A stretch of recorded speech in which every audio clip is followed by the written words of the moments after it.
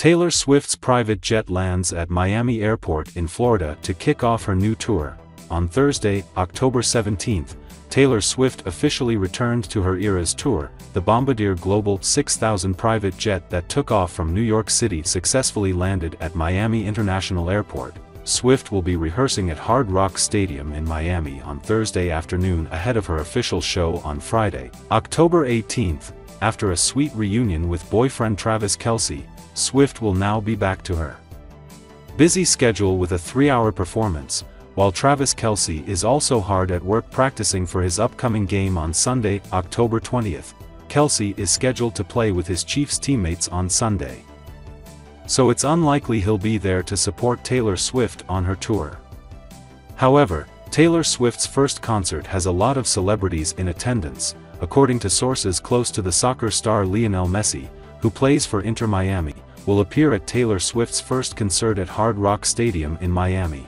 Not only that, Gigi Hadid, a close friend of Taylor Swift, also just had a flight to Florida. However, it is unclear whether she attended Swift's concert or not. But according to speculation, Hadid just finished a fashion event in New York and she is very likely to come to support Taylor Swift. Since Swift brought the tour back to this superpower country, celebrities will have more opportunities to attend Swift's concert.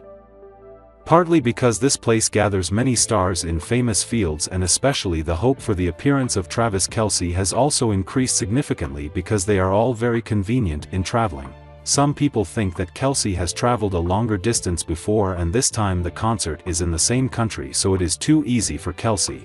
Another person thinks that Kelce probably doesn't like to do simple things. While Swift wants to simplify everything, Kelce will definitely come. Swift and Kelce just wrapped up a 5-day vacation together in New York City, and on Wednesday Travis Kelce spoke for the first time about living with his girlfriend on his podcast. Even before Travis Kelce started dating Taylor Swift last year, he was already a superstar in his own right. After all, the Kansas City Chiefs tight end is one of the best players in his position across the NFL. There's no denying, however, that Kelce's popularity reached never-before-seen heights as he dated arguably the biggest celebrity on the planet right now. One of the perks of being in a relationship with a megastar like Swift is being able to rub elbows with her friends in the industry. In Wednesday's episode of Kelce's New Heights podcast with his brother Jason Kelce, the Chiefs star opened up about meeting and being around world-famous celebrities. The 9-time Pro Bowler came to an honest admission about still having to pinch himself at times. "At this point, it's just, you can't fathom what's going on," Kelce said. "So it's just like a dream. You're just like, oh yeah, no, you're not surprised by the next thing that comes into your life or the next person that walks into the door. Yeah, it's crazy. It's insane. I don't know how I got to live this silly life, man. But I am. I'm definitely fortunate for it, for sure." Paul McCartney, Mick Jagger and Bruce Springsteen are just some of the music legends that Kelce has gotten a chance to meet because of Swift. Kelce caught a couple of his girlfriend's Eras Tours concerts as well during the off-season, which had him mingling with the likes of Tom Cruise, Julia Roberts and Britain's Prince William. As Kelce admitted, these types of encounters still leave him in disbelief. Such are the perks of being in one of the most high-profile relationships on the planet.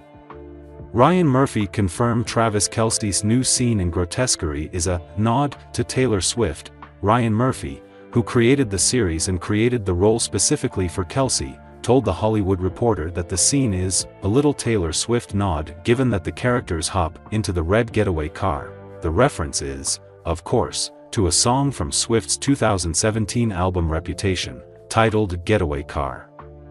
After the episode premiered earlier this month, fans were quick to point out the reference that was seemingly made to the Swift song on social media. A fan page for the 35-year-old Kansas City Chiefs tight end posted a clip of the scene on X, formerly Twitter, and several of the replies pointed out that Kelce was having his very own on-screen getaway car moment. Another fan pointed out the possible connection on TikTok, writing over a clip from the episode, "Does this look familiar, Swifties? This can't be a coincidence." The fan wrote in the post's caption, Since Kelce made his debut as Ed Lachlan on the FX series, the show's world has come apart. On the October 16th episode, it was revealed that Lois, Nash Betts, has actually been in a coma the whole time, and the vicious murderer she's been hunting was all a vision inside her head. The reveal adds some context to the getaway car scene, too, as Murphy told THR that originally, Kelce and Nash Betts drive off to this black limbic space, which makes absolutely no sense. But it does make sense now, because Lois is in a coma. Another layer of that reveal is that all the characters fans have come to know from Lois' dreamlike state are not who they were believed to be. Her husband, Marshall, Courtney B. Vance, is alive and well. Her daughter Merritt, Raven Goodwin, is a doctor working to find a cure for cancer who is married to a downtrodden and disheveled Ed, Kelce. Father Charlie, Nicholas Alexander Chavez, and sister Megan, Michaela Diamond, are also not who they seem to be. Charlie is actually Lois' doctor in the hospital, while Megan is a detective who works with Lois in the police force. Murphy told THR that it was fun getting to play around with the duality of all of the characters. It was kind of a fascinating thing to work with all of these actors on that. I think it's the reason why actors like playing twins, because they can do two things. They all couldn't wait to play the second character, he said of the shift after episode 7's big reveal. Because they were either very different, or the circumstances were the same but they were still very different. Andy Reid's 3P chasing Super Bowl champions are 5-0 with a point differential of just 33-30 behind the unbeaten Minnesota Vikings tally. Sunday will see the Chiefs travel to Levi's Stadium to take on the 3-3 San Francisco 49ers. On paper, the Super Bowl rematch should be a tough test for Reid's team, but the veteran head coach has a massive ace up his sleeve. Reid boasts an incredible record of 28-3 coming off a bye against an opponent who played the previous week. The Chiefs will have enjoyed a 13-day break between their win over the New Orleans Saints and Sunday's encounter. Luckily for 49ers coach Kyle Shanahan, he is enjoying a mini break of his own after beating the Seattle Seahawks on Thursday Night Football in Week 5. Both teams will be glad for the extra rest after struggling with injuries.